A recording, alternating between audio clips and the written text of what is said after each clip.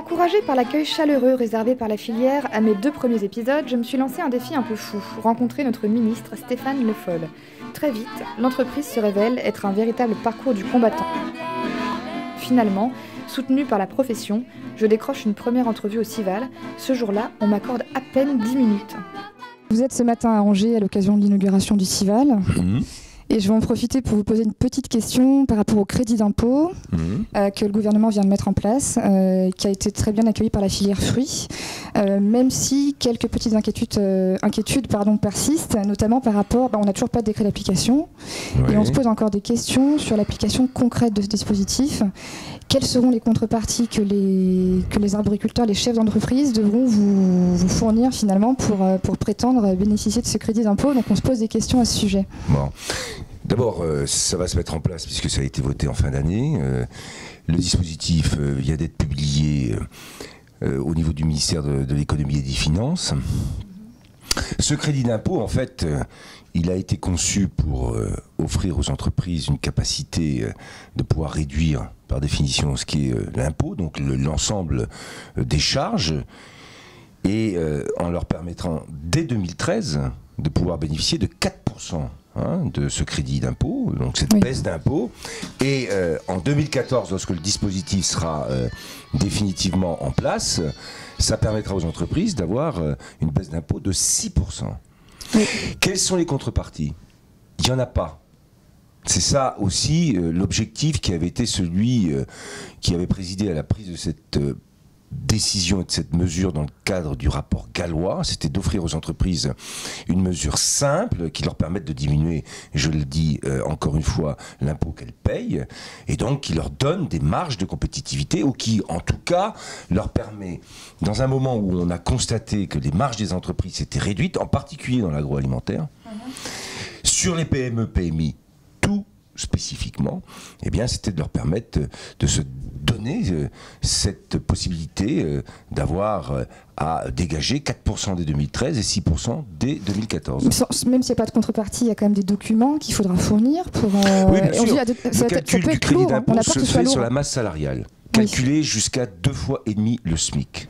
Donc chaque entreprise devra fournir cette précision, et c'est sur la base donc de l'emploi et de la masse salariale payée pour tous les salaires jusqu'à 2,5 fois le SMIC que s'appliquera le crédit d'impôt. Voilà la contrepartie, voilà ce qui sera demandé.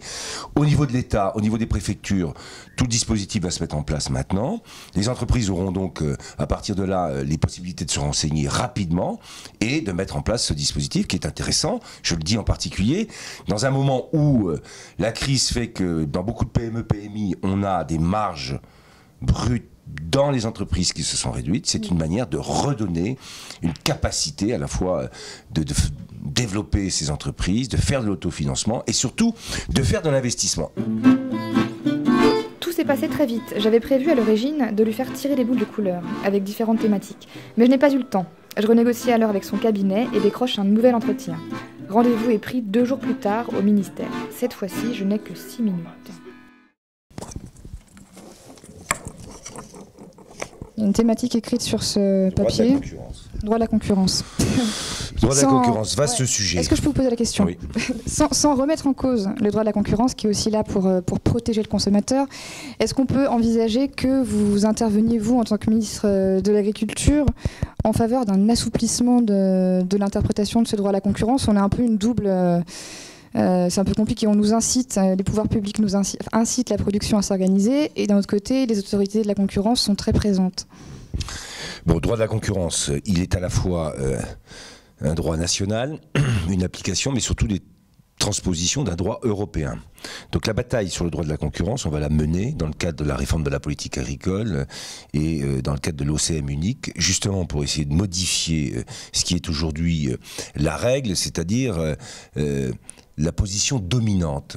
Et il y a quand même des débats sur cette question de la position dominante. C'est pas parce qu'il y a une position dominante, c'est quand il y a un abus de position dominante que le problème se pose. Donc toute la discussion et tout ce que va porter le ministre français sur cette question du droit de la concurrence, c'est de modifier cette idée simple, c'est qu'avec position dominante, on a sur un marché pertinent, Quelle est la taille du marché pertinent? Qu'est-ce que veut dire exactement position dominante? Toutes les interprétations ont été extrêmement restrictives jusqu'ici, posant d'ailleurs un certain nombre de problèmes. On en a quelques-uns en tête ici en France, et donc on va essayer de faire évoluer cette idée en la ramenant plutôt à l'idée de l'abus de position dominante. C'est-à-dire ce qui finit par être un problème pour les consommateurs, puisque c'est toujours ça, on dit le droit de la concurrence préserve les consommateurs. Bon. Mais il y a un moment où ce droit de la concurrence qui est appliqué sur les producteurs n'a pas forcément d'impact sur les consommateurs, mais remet en cause des capacités pour les producteurs à s'organiser, ce qui est important pour nous, puisque ça fait partie des objectifs. Donc le débat, on va l'engager au niveau européen.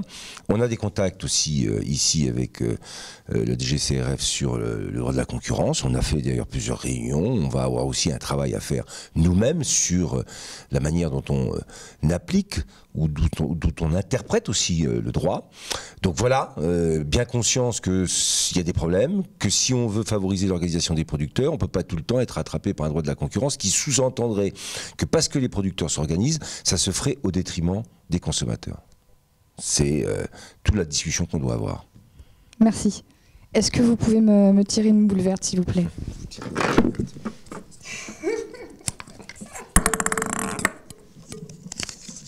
Je vais pas réviser mes questions. Vous n'avez pas révisé.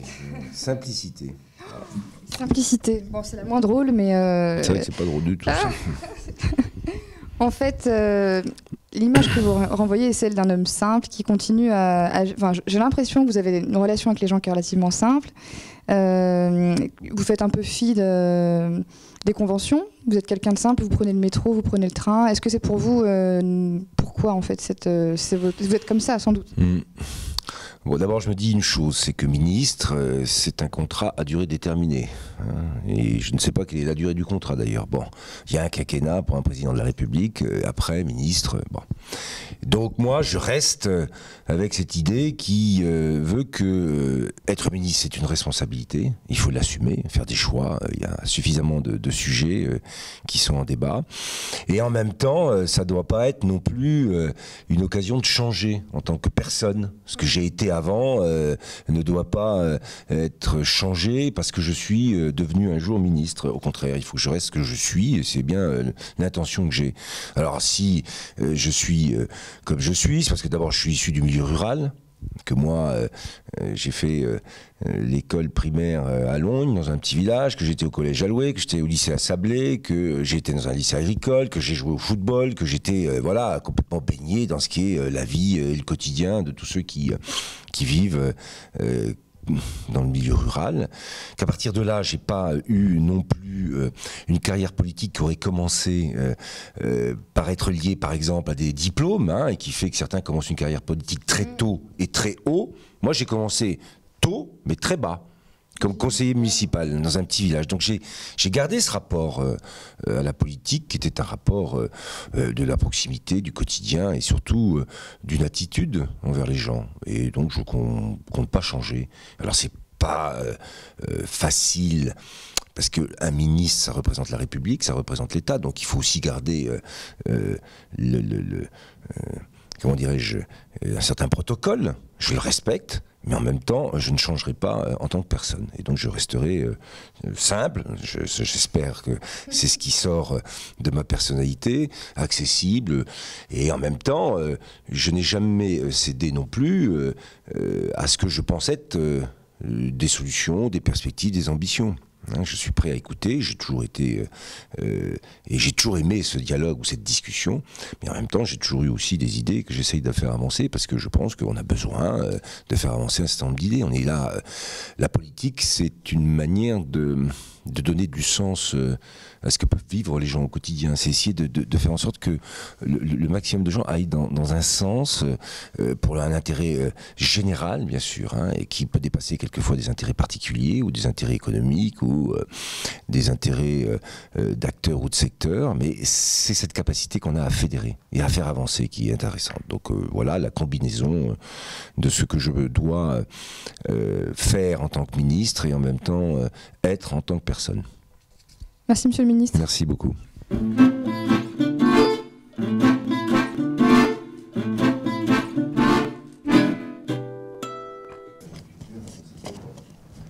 Bon, alors, qu'est-ce que vous voulez qu'on fasse? Monsieur le ministre, bonjour. Est-ce que vous pensez qu'on peut faire 2 questions? Non. Une seule? Une seule. Et si vous êtes sage, j'y réponds. Sinon, je m'en vais. Il reste 10 minutes. J'aurais souhaité qu'on fasse une question sérieuse, une question un peu plus agréable. Ouais, vous avez des questions agréables, je suis sûr. Une question sur vous, quoi. Ah ouais, d'accord. Est-ce qu'on fait ça ou pas? Est-ce qu'on peut... Mais dépêchez-vous. On fait les boules. Je vais vous demander de tirer une boule bleue qui sera une question technique et une question verte. S'il vous plaît, monsieur le ministre.